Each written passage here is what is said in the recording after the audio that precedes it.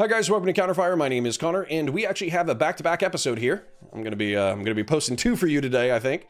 And the reason why is because in parallel to Hassan Piker doing something very stupid and continuing to double and triple down on his very stupid thing, Asmongold, a very popular live streamer, caught a ban from Twitch. And bear in mind, Twitch is actively allowing Hassan Piker to effectively simp for terrorists on their platform. They have no problems when he says that he doesn't have a problem with Hezbollah. They have no problem when he's making excuses for Timothée Chalamet. They have no problem when he, talks about how the West is evil and we need to bring it down, and we need to the streets need to run with the blood of capitalists. In Minecraft, of course, is how he saves himself from basically advocating for his own death now that he's a wealthy person. And yet, Asmongold catches a ban. Now, frankly, I think that neither one of them should be banned. I do think they should be catching suspensions for simping for terrorist organizations or, glorifying murder and mass slaughter and all that kind of stuff. That's, I don't necessarily have a problem with that, but it's Twitch's platform.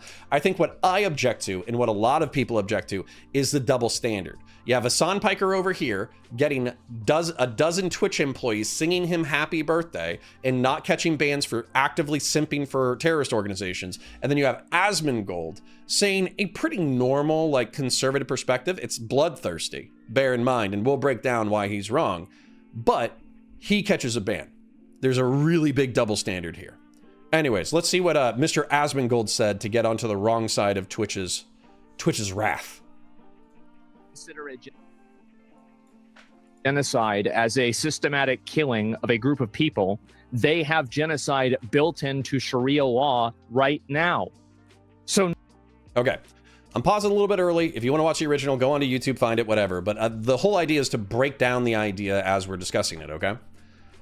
Genocide is built into Sharia law. This is not true. I've read the Quran, and there's plenty about it that I find objectionable, I'll tell you. However, if you actually look at the way that the Ummah, the body of Muslims, have conducted themselves throughout history, and if you also look at the Quran itself, genocide of the Jews is not built into the Quran, and genocide of Christians is not built into the Quran. These are people of the book. So while they all believe in the Abrahamic tradition, and Muslims, of course, in their book, should be the preeminent and dominant governing cultural force, however, Jews and Christians don't need to be genocided.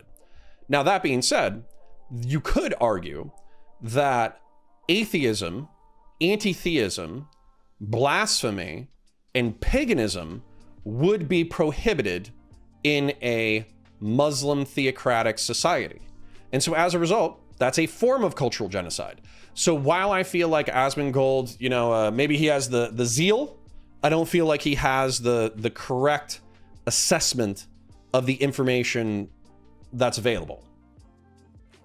no, I'm not going to cry a fucking river when people who have genocide that's baked into their laws are getting genocided. I don't give a fuck. They're terrible people. It's not even a question. It's crazy that people don't see it that way. Okay.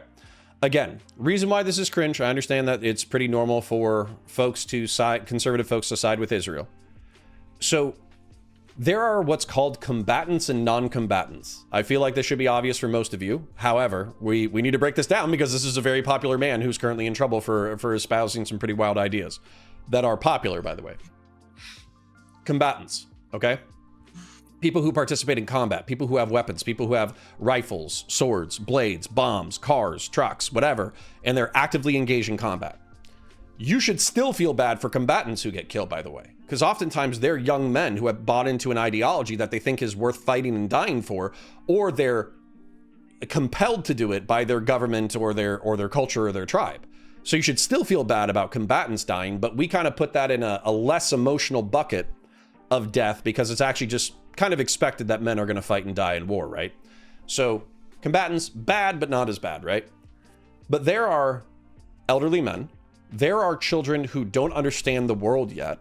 There are women, and there are men who don't believe in authoritarian ideologies or theocracy or fascism or authoritarian communism or whatever. And they too are getting massacred in war. during genocide, like genocide in particular, it massacres everyone, the weak and the strong, and the people who are zealous believers of messed up ideologies and the people who aren't. And so I understand being callous because it's so inhuman. War is so inhuman. I understand being callous about it because if you actually thought about it for a second, it would break you mentally. But this is the wrong attitude. This is the wrong attitude. You should care. Even when the civilians of your enemies are getting massacred, you should still care because they are human beings worthy of some level of dignity and respect and should not be wantonly slaughtered. They'd be doing the same thing. And how much did they kill? As many as they can. They're not able to kill as many people as Israel because they don't have as many bombs and as many weapons. But if they did, they'd be doing the same thing. That's it. Just takes enough. That's right.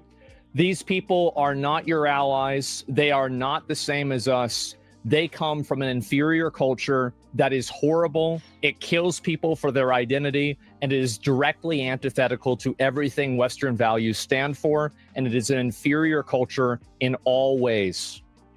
Okay. So Asmongold could have saved himself a lot of heartache and pain and probably saved himself some money as well in lost revenue if he had specified that he was talking about authoritarian theocrats in terrorist organizations like Hamas and probably Hezbollah, and obviously Al-Qaeda, and obviously ISIS if they're still tromping around. I don't even know if ISIS is still a thing. So the point is, if he had differentiated and said that like these authoritarian theocratic dirtbags who are okay with killing civilians and all that kind of stuff, they're evil, they're bad, you shouldn't consider them and all that kind of stuff, then I think he probably would have been okay. But he's not differentiating. He's, I think, using they too much, and therefore it is assumed that he is talking about Muslims in general and probably Palestinians in specifics.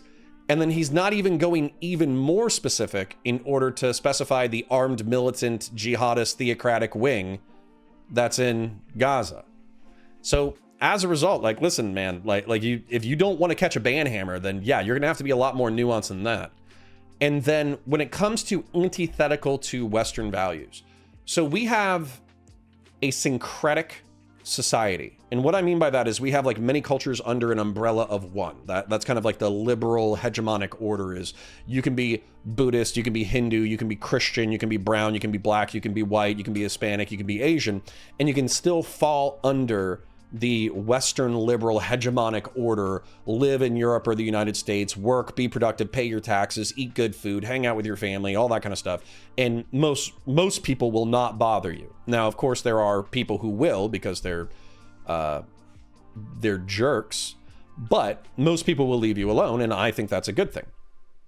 I think that what Asmongold misses here is that, one, there are a healthy chunk of Muslims who already do live inside the United States and Europe, and they're relatively chill people.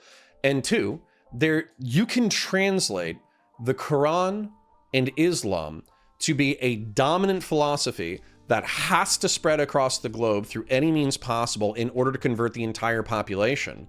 But there are also passages within the Quran that say only God knows where you are destined, you know, either paradise or hell, and only God knows the true beliefs of his followers. And so there's also an interpretation that says, you go your way, I go my way. I'm gonna follow Muhammad, peace be upon him. I'm gonna follow, the Quran. I'm gonna follow Islam, and I will get where I'm going, and only God knows. So there's another interpretation there. There's a dualism to the religion. And so if we embrace the meme that there is no dualism, there is only violence, there is only authoritarianism, then we're kind of shooting ourselves in the foot, because you're basically saying, like, any Muslim that's in the Western world, you're not a part of us, you can't be a part of us, we can't be friends, we can't hang out together because you're so evil. And on top of that, we can't even have complex conversations about our religious, identities and philosophy and all that kind of stuff, because basically you're a totalitarian dirtbag and I wish you weren't a part of my community. Which I think that if you're trying to be friendly and then somebody says that to you, you might recoil and then embrace the cruelty and embrace the viciousness with which you're being assigned because you outstretched a hand and it was not met in peace. So that's where I think Asmongold is off. It is that simple. No, I don't feel bad for them. I don't feel sorry for them. I don't care. I don't support them. Right. And this is another commentary channel that I stole the clip from. Side Scrollers, 102 subs, 65,000 views 7 hours ago. If you want to go check out his commentary, please feel free to do so.